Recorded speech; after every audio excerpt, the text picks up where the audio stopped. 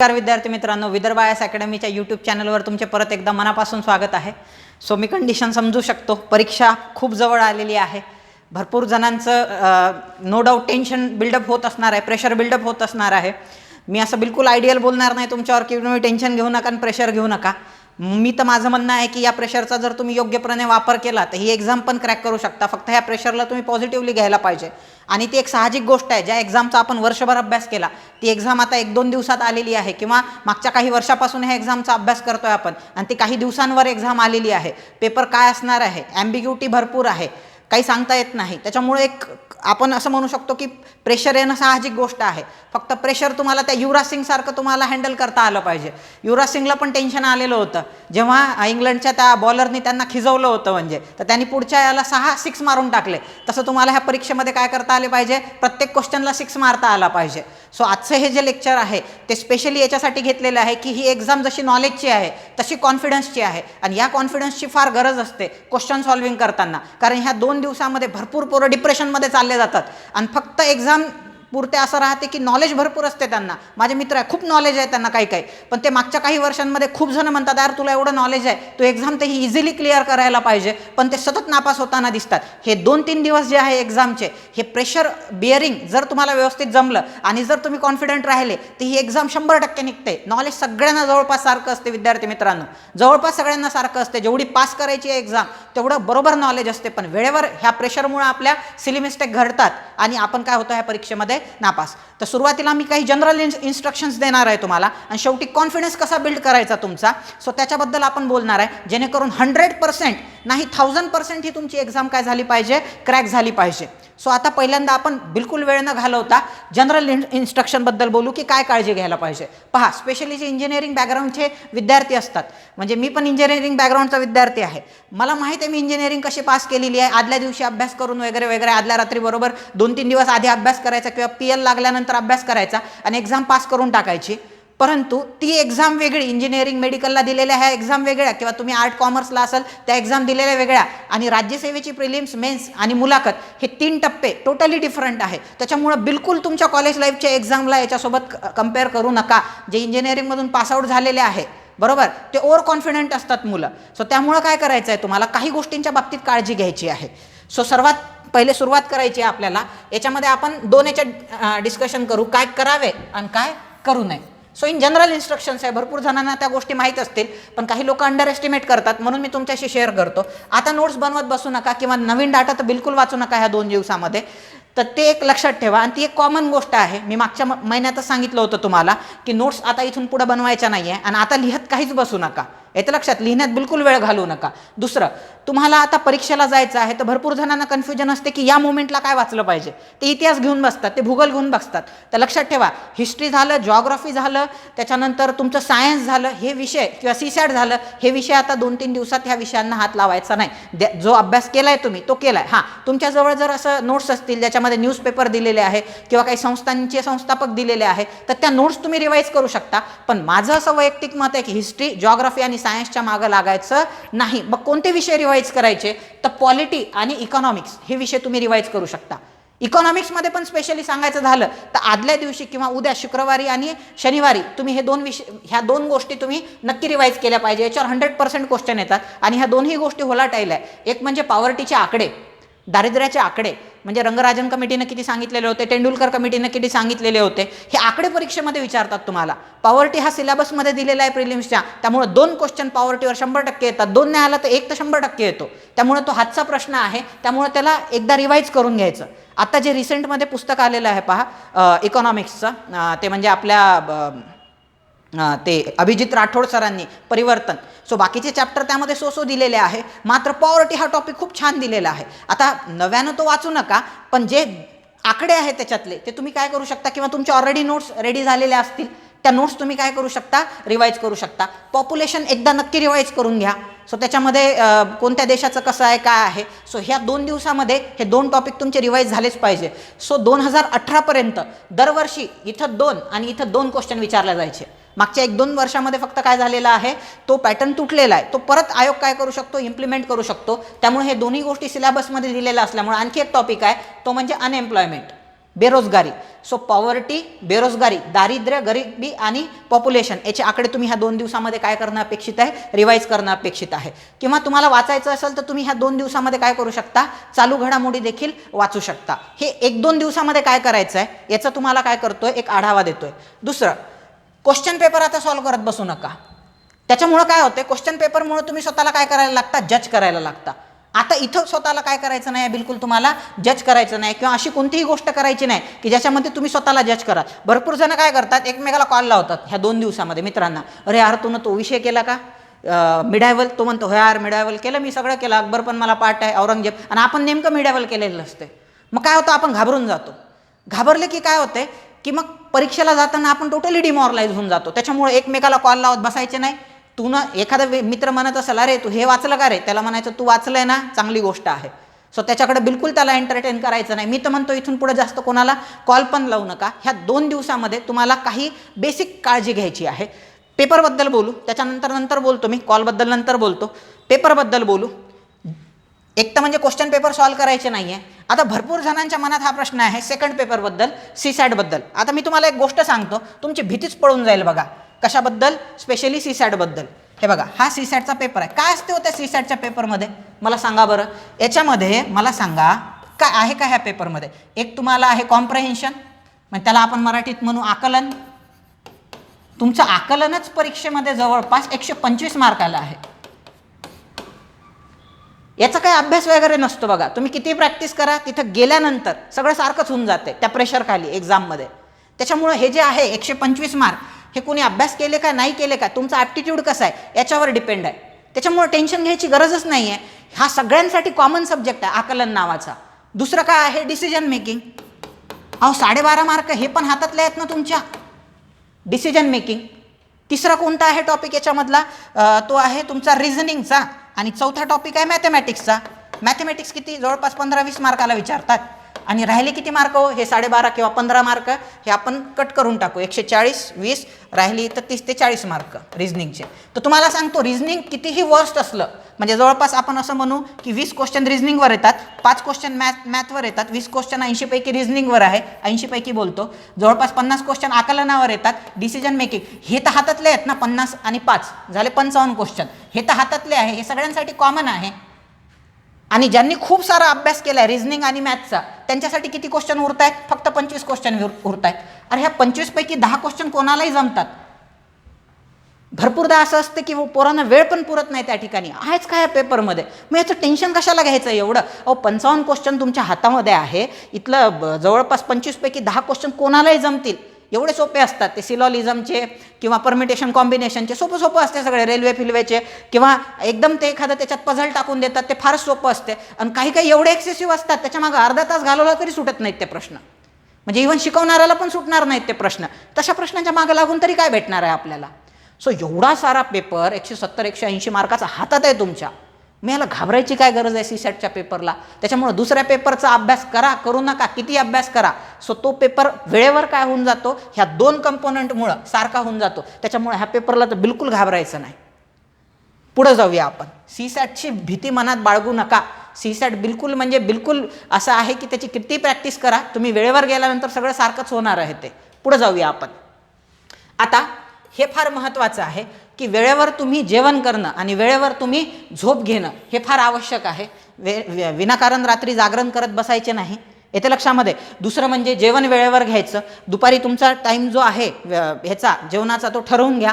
नाही तर काय होते माहिती आहे का, पेपर असतो तुमचा जवळपास 11 ते 1च्या दरम्यान आणि 12 वाजता जेवायची सवय असते आपल्याला. मग बरोबर 12 वाजता भूक लागते आणि पोटात जर कावळे ओरडायला लागले, त्यात कसं असते, 1 तास जर पेपर सोडवला 11 ते 12 की तुमच्या डोक्यावर फटीग येतो, म्हणजे डोक्याला फटीग येतो. फटीग आला की लगेच तुम्हाला भूक लागते बघा पेपरमध्ये. मग कावळे पोटात ओरडायला लागले की मग ते पेपर पुढचा जो 1 तास आहे तेव्हा डोकंच चालत नाही आपलं. त्याच्यामुळे जो परीक्षेनुसार तुमचा जेवणाचा ह्या 2-3 दिवसात तरी टाईम काय करा, शेड्यूल तुम्ही करण्याचा प्रयत्न करा की बाबा 1 वाजता पेपर संपते तर मी 1:30 ते 2 वाजता जेवल, त्याच्या आधी बरोबर 9 वाजता मी काय करणार, नाश्ता करणार. सो असं काही जेवण करू नका ज्याच्यामुळे तुमचं पोट खराब होईल. साहजिक गोष्ट आहे ती. नाही तर झालं बाबा बेतपाणी आखलं, एखादा नॉनव्हेजच खाल्लं 2-3 दिवस आणि बरोबर परीक्षेच्या दिवशी आजारी पडले, पोटच खराब झालं तुमचं, 10 वेळा पळावं लागते. अशी वेळ नाही आली पाहिजे, येते लक्षामध्ये. सो जेवणे, झोपणे, प्रॉपर रात्री झोप घ्या, दुपारी झोपू नका. कारण दुपारी आपल्याला सीसॅटचा पेपर द्यायचा आहे. त्यामुळं हे लक्षात ठेवा, झोप प्रॉपर घ्यायची आपल्याला, जेवण, रात्री जागरण करून अभ्यास करत बसू नका. परत एकदा सांगतो, ही इंजिनिअरिंगची एक्झाम नाही आहे, ही राज्यसेवेची एक्झाम आहे. याला वर्षभर अभ्यास लागतो. आदल्या रात्री अभ्यास करून कोणी पास होत नसते. त्यामुळे स्वतःला स्टेबल ठेवण्याचा प्रयत्न करा. पुढे जाऊया. परीक्षेच्या दिवशी किंवा अगोदर कुणाशी वाद घालू नका, हे फार महत्त्वाचं आहे. नेमकं काय होते माहीत आहे का, आपले काही असतात जीवलग वगैरे वगैरे म्हणजे, आणि नेमकं असं जेव्हा आपला अडचणीचा कालखंड असतो, जेव्हा आपल्याला खरंच गरज असते, त्याच वेळेस बरोबर ते भांडणं उकरून काढतात. तुम्हाला असाच म्हटला होता, तुम्हाला तशीच म्हटली होती, लागतात ते भांडणं करायला. हे असं घडलं नाही पाहिजे. मित्रांशी वाद घालू नका, आईवडिलांशी वाद घालू नका. कोणीही काही म्हटलं, एखादी शिवी जरी देऊन दिली तुम्हाला, शांत राहायचं. 2-3 दिवस बुद्ध बनून राहायचं आहे आपल्याला. एकदम म्हणजे बुद्धम शरणम गच्छामी टाईपमध्ये असलं पाहिजे, की आपल्याला काय करायचं आहे, स्वतःवर फोकस करायचं आहे. आणि लक्षात ठेवायचं आहे की एक्झाम मलाच क्रॅक करायची आहे. अतः दीप भव, ही गोष्ट लक्षात ठेवायची. कुणाशी वाद घालू नका. काही काही पोरं काय करतात, परीक्षेच्या दिवशी ॲटोवाल्याशी वाद घालत बसतात. तो 10 रुपये जास्त मागतो ना, 20 रुपये देऊन द्या त्याला, 10-20 रुपये जास्त. भांडत बसू नका त्याच्यासोबत बिलकुल. म्हणजे त्याच्यामुळं काय होते, पेपरवर त्याचा फार बॅड इम्पॅक्ट पडतो. त्या दिवशी तुम्ही पॉझिटिव्ह राहणं फार गरजेचं आहे.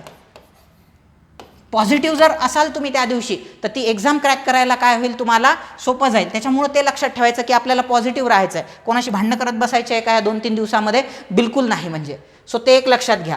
त्यानंतर इतर बाबींचा काही जास्त विचार करू नका. आता मी लय गरीब आहे, माझं कसं होईल, आता परीक्षा जवळ यायला लागलेली आहे, माझी परिस्थिती वाईट आहे, मी पास झालोच पाहिजे. अहो, तुम्ही कितीही म्हटले मी पास झालो पाहिजे, पण जोपर्यंत तुम्ही त्या परीक्षेमध्ये प्रूव्ह करणार नाही स्वतःला, तोपर्यंत पास होणार आहे का? साहजिक गोष्ट आहे ना. मग त्या परीक्षेमध्ये जर स्वतःला प्रूव्ह करायचं आहे, म्हणजे युद्धाच्या दिवशी तुम्ही चालले आणि तुम्हाला ठिकठिकाणी जखमा झालेल्या आहेत, तुम्ही डिमॉरलाइज आहे, तर युद्धात 100% मारला जाणार ना तुम्ही.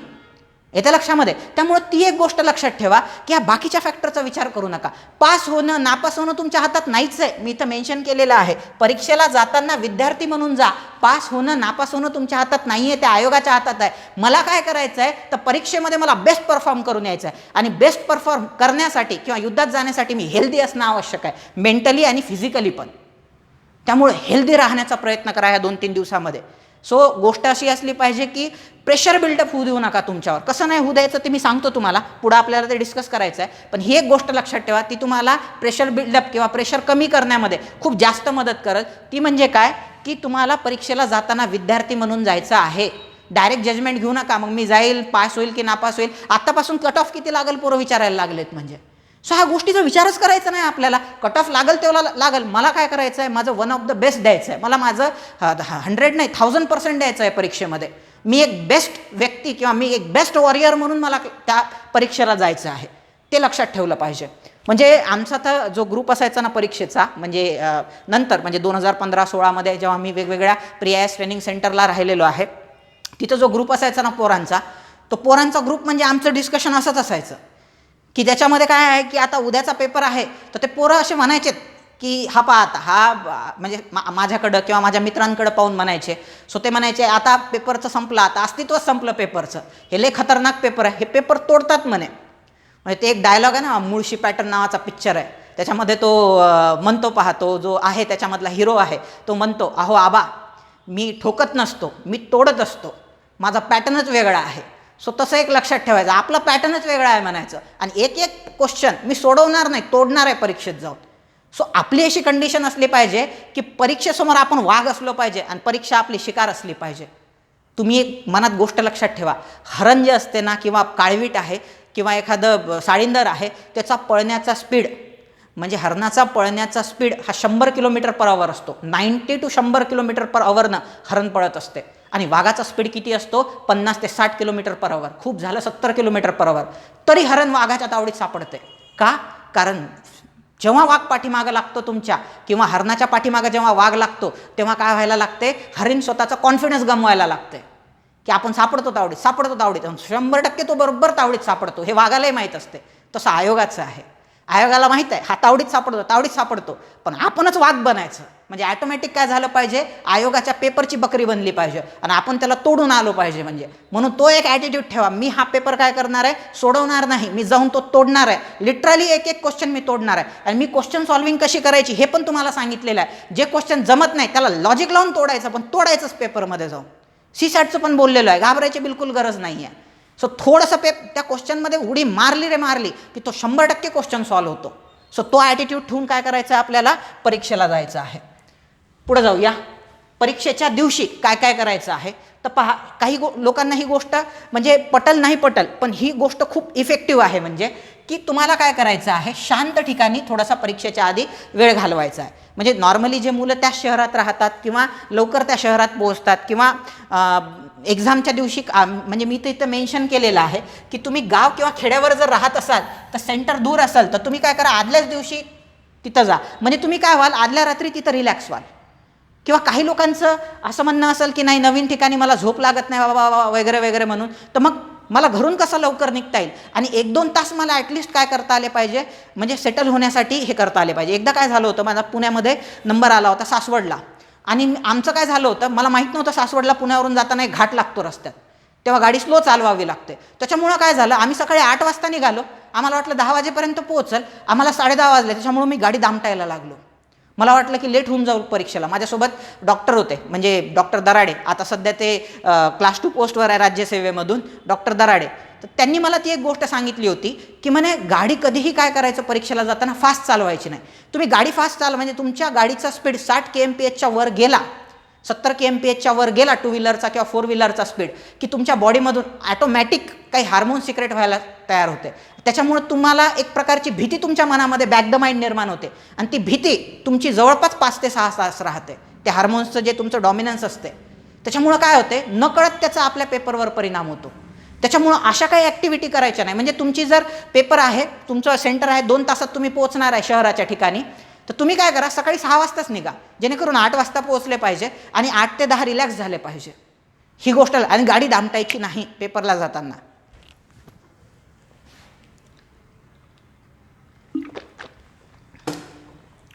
हे शांत ठिकाणी हे जे आहे ना, हा फॅक्टर फार मॅटर करतो. पहा, मी माझ्या बाबतीत सांगतो, मी काय करायचो, पेपरच्या आधी शांत ठिकाणी मला वेळ घालवायचा असायचा, म्हणून मी काय करायचो, अशा ठिकाणी जायचो जिथं पॉझिटिव्हिटी मला मिळायची पेपरच्या आधी. फॉर एक्झाम्पल, किंवा सवय लावा ह्या 2-3 दिवसामध्ये, जिथं तुम्हाला पॉझिटिव्हिटी मिळते. आता मला मोस्ट ऑफ द ठिकाणांपैकी असं माहीत आहे की नॉर्मली आपण आपला ज्याच्यावर विश्वास असतो, नॉर्मली देवावर वगैरे, अल्लाहवर वगैरे, किंवा येशू ख्रिस्तांवर किंवा गौतम बुद्धावर, वर्धमान महावीरांवर, सो यांच्यावर आपला विश्वास असतो की ही एक सिम्बॉल ऑफ पॉझिटिव्हिटी आहे आणि ते नेहमी आपल्यासोबत आहे. ते आपल्यासोबत आहे म्हणून आपल्याला घाबरायची गरज नाही. त्यामुळं ऑलरेडी आपण जेव्हा देवांकडे पाहतो किंवा एखाद्या प्रोफेटांकडे पाहतो तेव्हा आपल्या मनात ॲटोमॅटिक पॉझिटिव्हिटी निर्माण होते. तर मग अशा ठिकाणी गेलं पाहिजे. मंदिर त्यासाठी सर्वात बेस्ट ठिकाण आहे. शांत असते, घंटीचे आवाज असतात जे पॉझिटिव्हिटी निर्माण करतात. ते घंटीचे नाद देखील, साऊंड हा टॉपिक मी शिकवला होता तेव्हा तुम्हाला सांगितलं होतं, घंटीचे आवाज देखील पॉझिटिव्हिटी निर्माण करतात. एखादी मस्त उदबत्ती लावा आणि मस्त त्या मंदिरामध्ये एकदम तपश्चर्याच्या पोझिशनमध्ये मस्त अर्धा तास बसा. त्या अर्धा तासामध्ये पण काय करायचं ते मी तुम्हाला सांगतो. पण यामुळं काय होईल, तुमच्या मनामध्ये पॉझिटिव्हिटी, किंवा मस्जिदीमध्ये तुम्ही जाऊ शकता किंवा तुम्ही एखाद्या स्तूपामध्ये जाऊ शकता, तिथं स्वतःचा वेळ घालवा.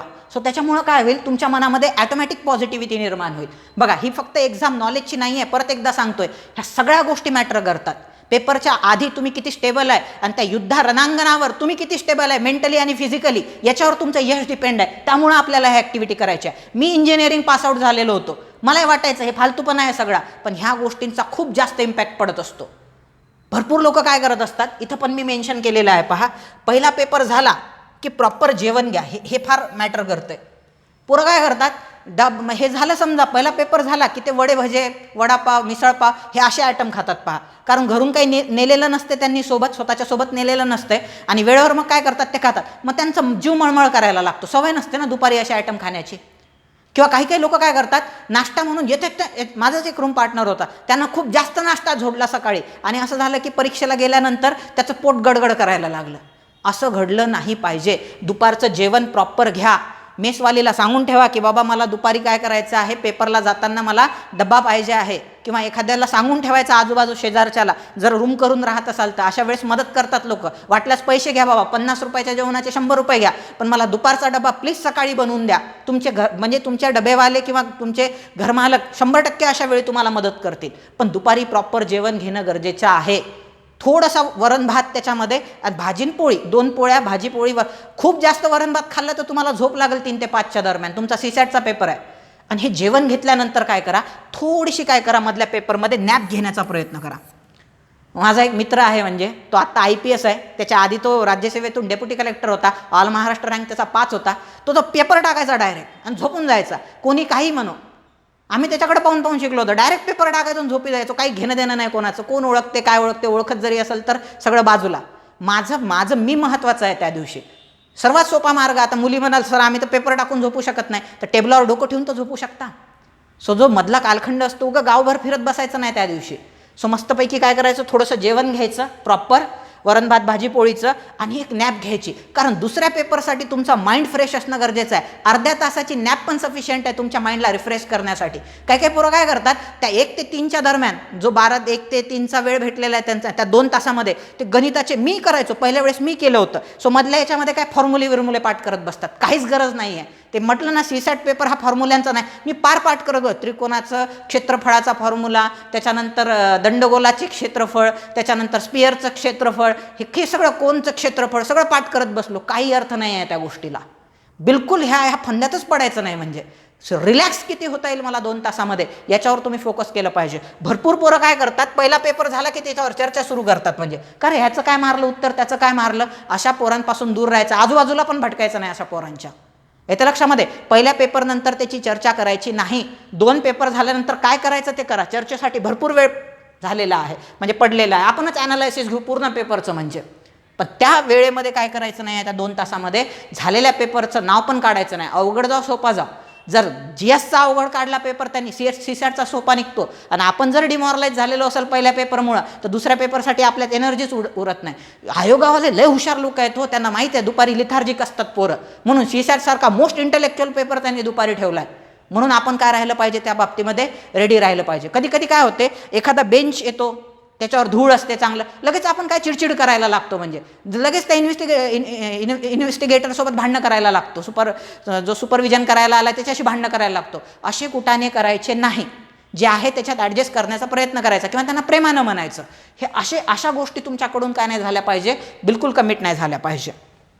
आता शेवटच्या टप्प्यात सर्वात महत्त्वाचं म्हणजे आपला कॉन्फिडन्स कसा काय त्याच्यामध्ये 1000% ठेवायचा ह्या पेपरसाठी, याच्याबद्दल आपण डिस्कस करू. मी परत एकदा सांगतो, जे पोरं मागच्या 1 वर्षामध्ये 2 वर्षापासून अभ्यास करताय, आणि ज्यांनी प्रॉपरली लायब्ररीमध्ये बसून किंवा घरी बसून प्रॉपरली अभ्यास केला, काही लोकांनी क्लास लावले असतील नसतील, पण ज्यांनी प्रॉपर अभ्यास केला, त्या प्रत्येक पोरामध्ये ते एक पोटेन्शियल असते की ही एक्झाम क्रॅक करण्याचं.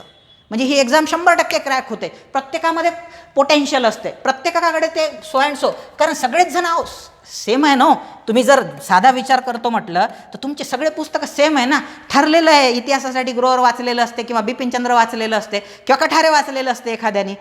पॉलिटिक्ससाठी सगळेच जण काय, तुम्हाला रंजन कोळंबे आणि लक्ष्मीकांत याच्यापैकी एक जण. कंटेंट सगळीकडे सारखंच आहे ना. जॉग्राफीसाठी ठरलेलं आहे, सौदी नाही तर ते दीपस्तंभचं एखादं पुस्तक वाचतात. इकॉनॉमिक्ससाठी 2च पुस्तकं ठरलेले आहे, देसले आणि रंजन कोळंबे सरांचे.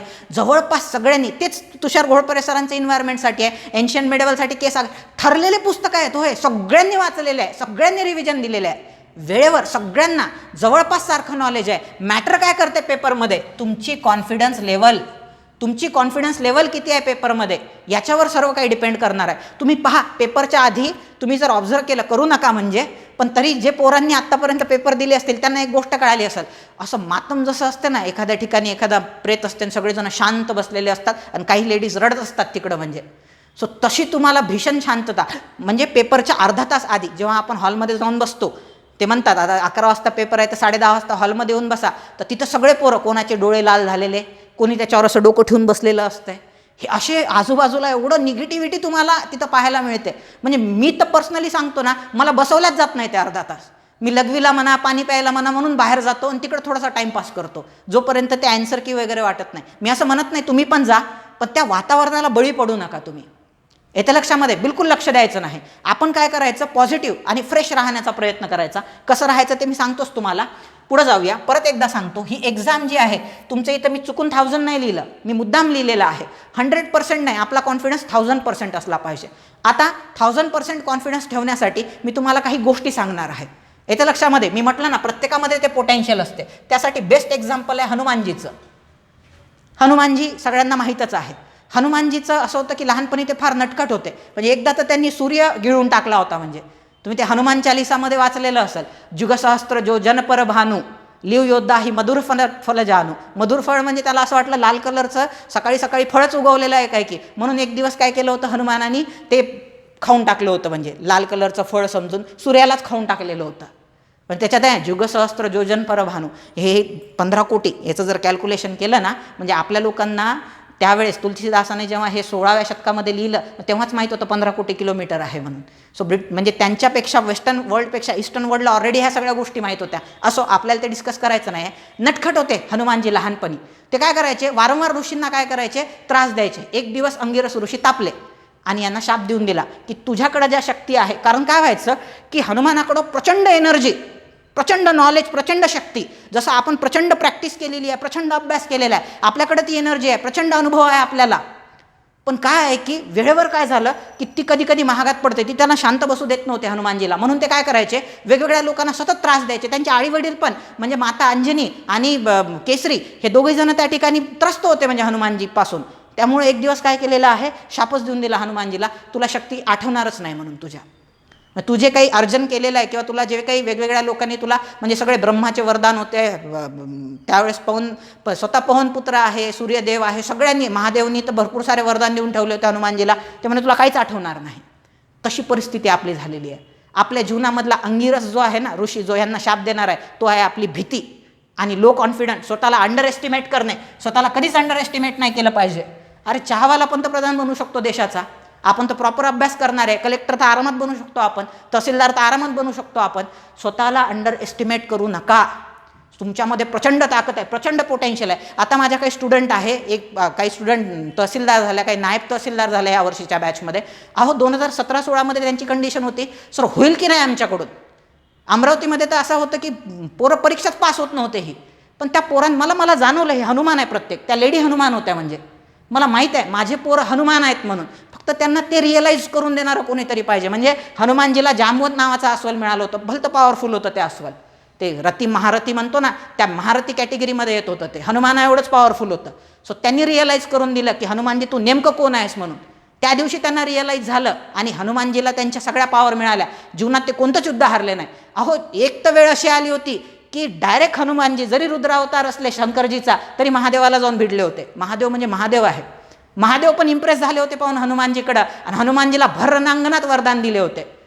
म्हणजे अश्वमेध यज्ञ चालवला होता त्या कालखंडामध्ये रामाने. सगळ्या दिशेनं घोडे पाठवले होते. वीरमणी नावाचा राजा मदत आला होता. त्याला वरदान होतं शंकरजीचं की तुला अडचणीत आल्यावर मी येईल मदतीला. म्हणून वीरमणीच्या मदतीला शंकरजी आले आणि त्या घोड्याचं संरक्षण जे आहे ते घोडे पाठवायचे पहा त्या कालखंडामध्ये.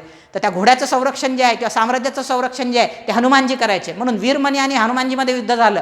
हनुमानजीनं काही मिनिटांमध्येच वीरमणीला हरवलं. तेव्हा शंकरजी मदतीला आले. तेव्हा शंकरजीला भिडले होते हनुमानजी. सो ते त्यांचा ॲपेक्स होता जीवनातला, साम्राज्य गाजवण्याचा किंवा स्वतःची ताकद गाजवण्याचा. सो ते रिअलाईज जोपर्यंत झालं नाही हनुमानजीला मी कोण आहे, तोपर्यंत हनुमानजी कोणीच नव्हते. सो तसं तुम्हाला रिअलाईज होणं गरजेचं आहे. त्यामुळे इथं असा फॅक्टर आहे की प्रत्येक वेळेस तुम्हाला जांबवून भेटेलच जीवनामध्ये याची गॅरंटी नाही. पण तुम्ही स्वतःचं पोटेन्शियल ओळखलं पाहिजे. तुम्ही स्वतःला हे ठासून सांगितलं पाहिजे. तसंच झालं होतं पहा इंडियन. आता हे एक रिअल एक्झाम्पल देतो मी तुम्हाला इंडियन क्रिकेट टीमचं. इंडियन क्रिकेट टीम 1983मध्ये आपण वर्ल्ड कप जिंकलो होतो, तुम्हाला माहीत असेल. तो एक बाय चान्स आपण वर्ल्ड कप जिंकलो होतो, म्हणजे चुकून. कारण राक्षस होती ती ट्रीप वेस्ट इंडिजची. क्लाइव्ह लॉईड त्याचा हे होता, कॅप्टन होता. आणि ते एवढे उंच उंच प्लेयर असायचे की आपले जे प्लेयर आहेत ते त्यांच्या कमरेपर्यंत, छातीपर्यंतच यायचे. आणि अख्ख्या जगातले प्लेयर, आता जसं मागच्या काही 10 वर्षामध्ये ऑस्ट्रेलियाचा दबदबा होता जगावर क्रिकेट, असं वाटायचं ऑस्ट्रेलिया कधी हारणारच नाही कोणाकडून. त्यांचे प्लेयर पण तसेच होते बा, सायमंड सारखे किंवा ब्रेटली सारखे. तसं त्या कालखंडात त्यांचा व्हिवियन रिचर्ड सारखे प्लेयर वेस्ट इंडिजकडे होते. आणि चुकून आपण 1983चा वर्ल्ड कप जिंकलो. ते जिव्हारी लागलं वेस्ट इंडिजच्या.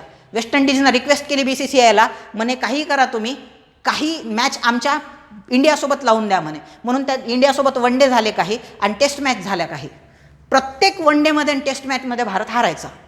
भारताला दाखवून दिलं वेस्ट इंडिजनं तुम्ही चुकून जिंकले 1983ला. तुम्ही जिंकणार नव्हते, तुमच्यात ती पोटेन्शियल नव्हतं, कॅपॅबिलिटी नव्हती, तुम्ही फेक प्लेयर आहात, चुकून जिंकले. तुम्हाला प्रत्येक वेळेस आम्ही मारणार, म्हणजे प्रत्येक वेळेस आम्ही, म्हणजे काही तर असे आहे काही विकेट आणि काही पूर्ण इनिंगनं मॅच जिंकून जायचे वेस्ट इंडिजवाले.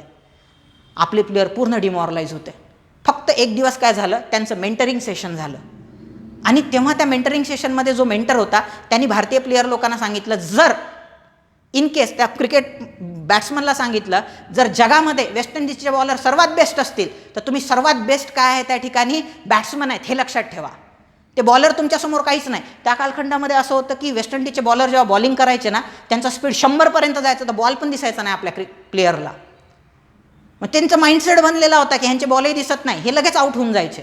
पण जेव्हा त्यांच्या माइंडमध्ये ते त्यांना ठासून सांगण्यात आलं की हे काहीच नाही आहे, जगातला कोणताच प्लेअर तुमच्यासमोर काही नाही आहे, त्यावेळेस रिअलाईज झालं भारताला. आणि त्यानंतर असं झालं होतं की त्याच मॅचमध्ये जेव्हा 0-1-2-3 आउट होणारा गावस्कर सलग 4-4 चौके मारायला लागला एका ओव्हरमध्ये. सो ते पोटेन्शियल आहे तुमच्याकडं, फक्त तुम्हाला काय झालं पाहिजे, ते रिअलाईज झालं पाहिजे. त्यासाठी ही कॉन्फिडन्स लेवल असणं, तुमची टॉप लेवलला असणं फार आवश्यक आहे. आणि तुमचा जो ॲटिट्यूड आहे तो स्पोर्ट्समॅन. आता कॉन्फिडन्स कसा वाढवायचा पहा, मी माझं एक्झाम्पल देतो त्याच्यामध्ये, म्हणजे तुमच्या चांगल्या प्रकारे लक्षात येईल.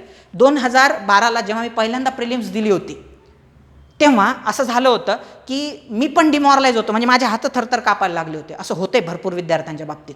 आदल्या दिवशी झोप लागत नाही रात्रभर. ज्यांच्या बाबतीत असं घडतंय ना, त्यांनी बिलकुल काळजी करायची नाही. रात्रभर झोपले नाही ना तुम्ही, आदल्या रात्री झोपा. माझं मनापासून म्हणणं आहे, मस्तपैकी जेवण करा, रात्री भाताचं प्रमाण जास्त ठेवा, मस्तपैकी झोपून जा. दुसऱ्या दिवशी फ्रेश राहिलो पाहिजे, टवटवीत राहिलो पाहिजे. पण काही लोकांना कितीही झोपा म्हटलं तर झोप लागत नाही, कडपलटवतात रात्रभर. अशांच्या बाबतीमध्ये मी सांगतो तुम्हाला, तुम्ही रात्रभर जरी झोपले नाही तर दुसऱ्या दिवशीच्या पेपरवर खूप जास्त परिणाम होत नाही, हे लक्षात ठेवा. तुमचा मेंदू जो आहे तो 48 तास किमान काम करू शकतो इफिशियंटली. त्याच्यामुळे त्याचं टेन्शन घ्यायचं नाही बिलकुल झोप लागली नाही म्हणून. एक लक्षात ठेवायचं आहे तुम्हाला, मी तर असं थरथर हात कापायचे माझे. आणि 2-3 दिवसामध्ये मी काय केलं होतं, कोणाचे फोनच उचलायचं नाही असं ठरवलं होतं. पण माझा एक मित्र आहे विवेक छिद्रवार नावाचा, मला त्याचं फार कौतुक आहे. त्याचे मला 2-3 कॉल येऊन गेले बेस्ट ऑफ लकसाठी. मी कॉल उचलला त्याचा आणि त्यानं मला सांगितलं, मी त्याला सांगितलं की बाबा मी खूप डिमॉरलाइज झालो, अभ्यास तर माझा प्रचंड आहे, मी खूप जास्त अभ्यास केलेला आहे, पण मला माहीत नाही यार माझी एक्झाम होईल की नाही, म्हणून मी टेन्शनमध्ये होतो. तर त्यानं मला हे फंडा दिला होता किंवा त्यानं मला हे सांगितलं होतं की काय करायला पाहिजे. तर म्हणे त्यानं मला एक्झाम्पल दिलं होतं, जे रग्बी टीमचे प्लेयर असतात ना, हॉकी टीमचे प्लेयर, त्यांचा कोच त्यांना जोरजोरात ओरडायला लावतो, I am the winner, he match मीच जिंकणार, मी एवढी प्रॅक्टिस केलेली आहे, माझ्याशिवाय कसं काय कोणी जिंकू शकते, हे तर चिल्लर आहे माझ्या समोरचे सगळेजण टीमचे प्लेयर, ही मॅच मीच जिंकणार, हे असं स्वतःला ओरडून सांगतात ते जोरजोरात. त्यांचे जे रूम असतात माझे ट्रायल रूम, त्याच्यात ते जोरजोरात ओरडतात, I am the winner, I am the winner. मी तुम्हाला असं ओरडायला लावत नाही, पण ॲटलिस्ट मगाशी जे म्हटलं होतं ना पेपरच्या आधी मंदिरात जायला पाहिजे वगैरे वगैरे, तर आमच्या तिथं पुण्यामध्ये मी जिथं राहायचो सेनापती बापट रोडला, तिथून जवळच चतुशृंगी मंदिर होतं, खूप सुंदर मंदिर, एकदम एन्व्हायरमेंटने नटलेलं थटलेलं मंदिर. तिथं जाऊन बसायचो, डोळे बंद केले आणि दातं खाऊन खाऊन स्वतःला सांगायचं, आय एम द विनर, मीच जिंकणार आहे ही परीक्षा ॲट एनी कॉस्ट, मीच जिंकणार आहे. त्या दिवशीपासून मी आजपर्यंत तो फंडा वापरलेला आहे, मी कधीच अंडर एस्टिमेट केलं नाही. मला जो विवेकनी फंडा सांगितला होता तो मी प्रत्येक एक्झामला वापरतो. आजपर्यंत मित्रांनो मी कधीच प्रिलिम पास झाले नाही, नापास झालो नाही, हे मी तुम्हाला प्राऊडपणे सांगतो. म्हणजे आजपर्यंत मी जेवढ्यांदा प्रिलिम्स दिल्या त्या सर्व प्रिलिम्स मी पास झालेलो आहे त्या ठिकाणी. का तर माझी कॉन्फिडन्स लेवल मी कधीच डाऊन होऊ दिली नाही, मी स्वतःला कधीच अंडर एस्टिमेट होऊ दिलं नाही. म्हणून मी ते माझा एक्सपिरियन्स तुम्हाला सांगतो. तर ते स्वतःलाच विचारायचं, हाऊज द जोश, तर आपणच म्हणायचं, हाय सर, तुमचा जोश, तुमचा कॉन्फिडन्स लेवल प्रचंड हाय असली पाहिजे, एवढी हाय की तुम्हाला ते क्वेश्चन जे आपण म्हणतो ना ते तोडतो, तर ते क्वेश्चन तोडणार आहे मी, आयोग काहीच नाही आहे, आयोगाचा प्रश्न एकूण एक सोडवणार आहे मी. ह्याच ॲटिट्यूडनं काय करायचं आहे तुम्हाला, त्या पेपरला जायचं आहे. मायाला कसं नापास होतो पाहून घेतो आपण, म्हणजे होतच नाही नापास होत.